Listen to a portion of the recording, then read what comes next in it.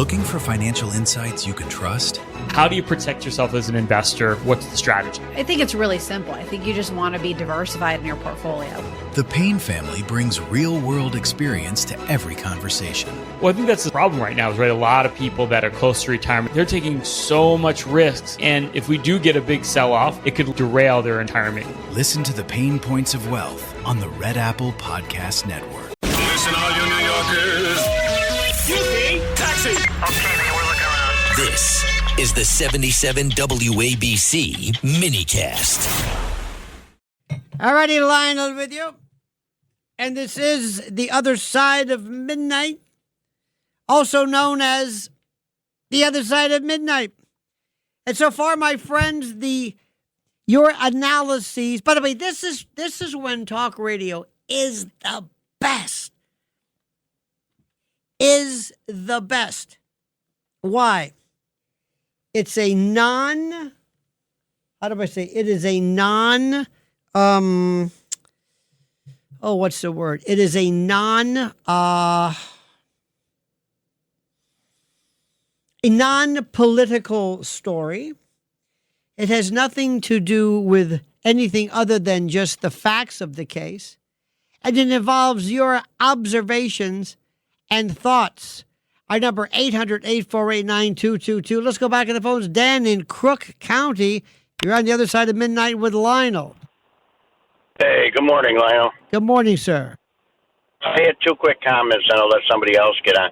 This reminds me of, but it's a switch around. Instead of a young kid, an older woman, the movie Man on Fire with Denzel Washington.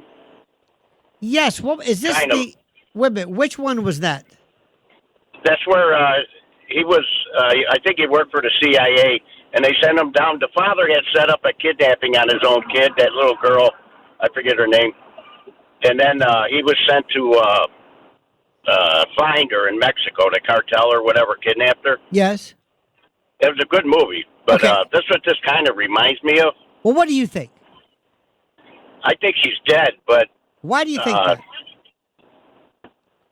84 years old, that woman is I don't know. To me, she's probably gone through hell already with this, and then, well, how do you somebody know? That old. My mother died instantly like that. No, but wait, about the same age. But again, I'm curious as to what makes you say that.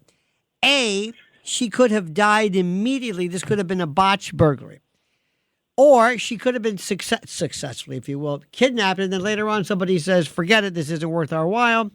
Or she might have been kidnapped or held with the intention of being returned, but something happened. Something that nobody had ever anticipated.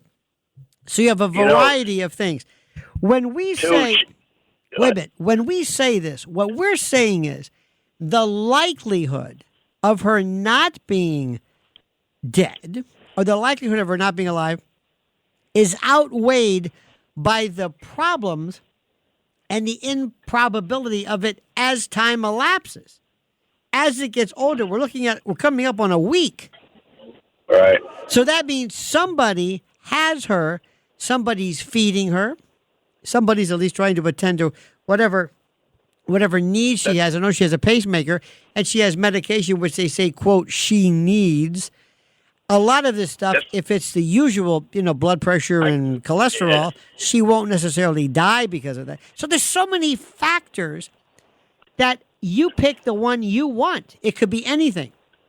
Right. And then my second point was, has anybody called Dog the bounty hunter to find her?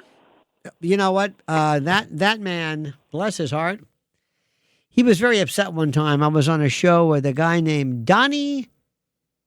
What is he still on? Donnie.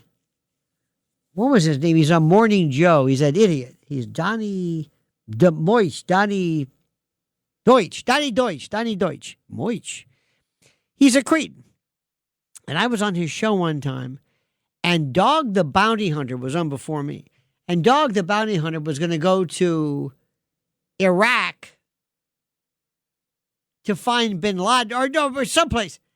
So when they got to me, even though it was a different subject matter, I turned to this Donnie Deutsch and said, Dog the Bounty Hunter to catch bin Laden? And he says, all right, let's just move on. And I just kept going. I said, dog, and he just was furious because even he realized it was the most stupid thing anybody has ever heard of or imagined. Every week, the Payne family cuts straight to the real financial story. The one question, Bob, everyone's asking is, are we in an artificial intelligence bubble? You've been through boom and bust. What do you think? No hype, no myths. Just what actually matters to your money. Does feel very similar to what we experienced in the 90s. Where are we, though? Are we in 1995, 1997, 1999? Listen to the Pain Points of Wealth on the Red Apple Podcast Network.